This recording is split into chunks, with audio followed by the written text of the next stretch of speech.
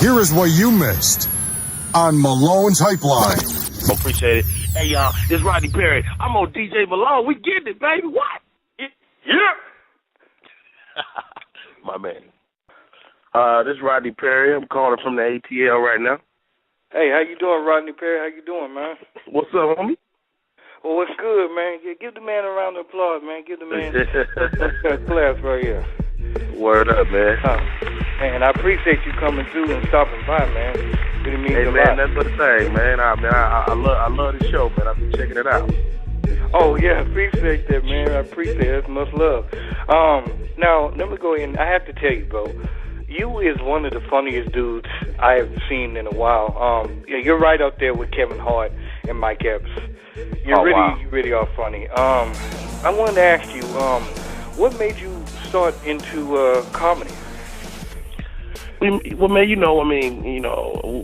we all find our profession in different ways. I mean, I always knew I wanted to be a comedian. I just didn't know how to go about doing it.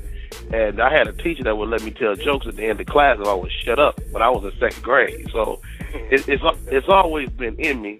And but it took me a while to find it as a profession. I'm a grown man. I'm 42 years old. So, I was in the Navy a few years, when I was in college, made some babies, and got married, the whole nine, So, but luckily I got a woman in my life that understood that I needed to go for it. And 1998, we packed the family up. We moved to LA and just went for it, man, and made some great relationships, That's an inspiring dream right there, man. So you basically just said, let's go ahead and shoot forward, and that was it. Yeah, man, I believe it's like whatever you do in this life, you got to be willing to take some sort of leap of faith. And, in 98, that was my leap because I was in the Navy. And, the Navy is security. I had money for the kids, dental, medical, all that covered. But, I was still at a place where I was like, nah, man, I want to tell these jokes. And I had met some older guys that used to be funny. And I didn't want to be the old dude that used to be funny. So I said, let me go for this joint. Most definitely.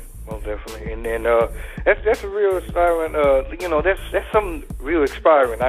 I'm pretty sure a lot of people would adapt to that or relate to that. Give a round. Right. Let me ask you this then. Yeah.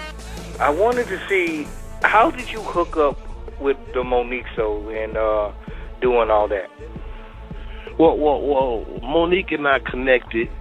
We connected way before TV. Okay. So people think TV kind of just happened and we just came out of nowhere. But we actually did. There's a DVD out with both of us on it called The Big Black Comedy Show, and I did. She was the host, and I did all the behind the scenes interviews on that DVD. So that was our first time working together. But we worked together that time, but she didn't really know me, and I didn't know her. Like, we wasn't friends. So yeah. She fast forward maybe a year, she had an assistant that was just a fan of Rondey Perry. She had an assistant that was like, Mo, you got to see this dude. This dude funny. And so they came out to the Comedy Store in L.A., and they saw me. And unbeknownst to me, mind you, I get a call maybe 2 days later. It's Monique. I'm like, what's up? She's like, this Monique. I'm like, Monique who? She's like, Monique. I'm like, what? So we talked or whatever. She was like, she's like, man, I love the way you talk about your family. I can tell, you get it. You hustling. She's like, man, don't take this the wrong way, but can I take your wife out on the shopping spree? And I was like, whoa, yeah, hell yeah, So she took my wife out, spent upwards of about $2,000 in our house that day, and I was floored by her generosity. I was like, man, how do I pay you back? And she was like, you don't pay me back. Someday you'll be able to bless some young comics the way I'm blessing you. And so that was really the beginning of our relationship. And so, we started grinding and hustling, and, she would take me out of gigs here and there. And she had a radio show, syndicated radio show. It was on about 15 markets across the country, afternoon radio. And I guess whoever the guy that was co-hosting with her, that wasn't working out, so they were starting to look for somebody to replace him. And I went in and did just in studio with them, just a guest spot. And they was like, man, maybe Rodney could be the guy, because we had just like a great chemistry on the air.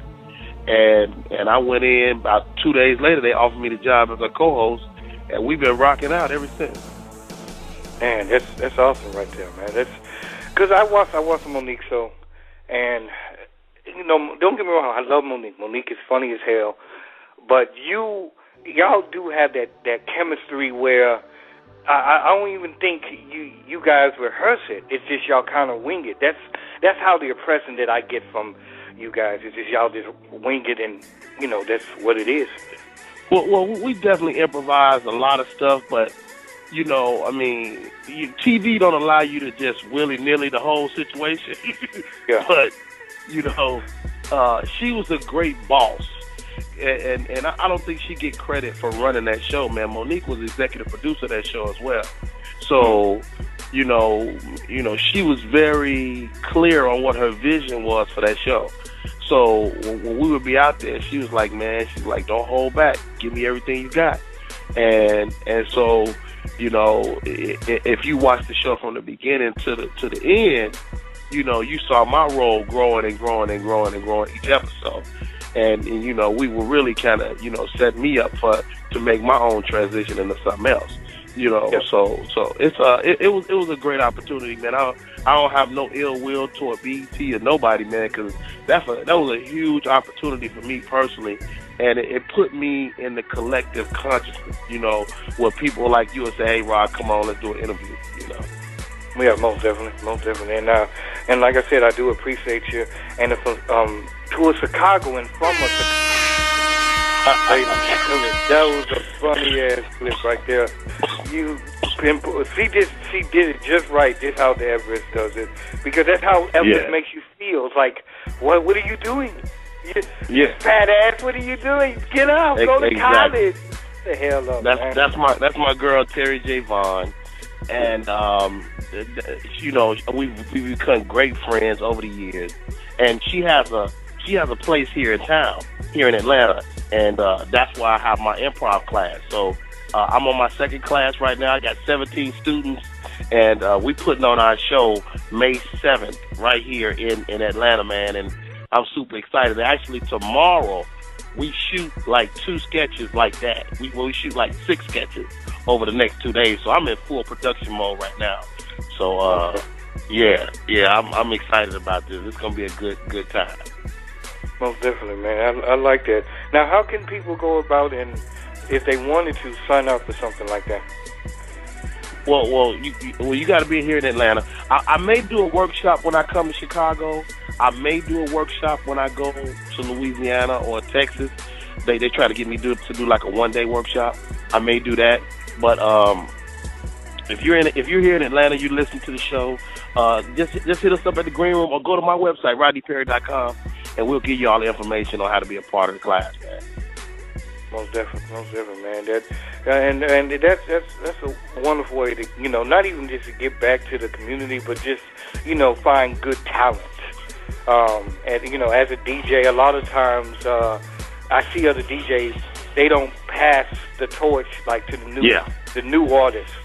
You know, I feel like that's a job, and for you to say, hey, look, you're trying to get into something serious and everything, please, you know, come through, and that's a wonderful, powerful message right there. I appreciate it. And this is the thing too, Malone. People don't have access to you. You got to think. You know, you live in your life. You got your family. You got your parties, your gigs. You got your businesses. So people don't really have access to you. So when you open up that door and give people access, you'd be surprised. They help you and you help them, and you never. Make sure you tune in on Mondays, Wednesdays, and Fridays, 9:30 p.m. Central Time. 773-897-3976. Only on Blog Talk Radio.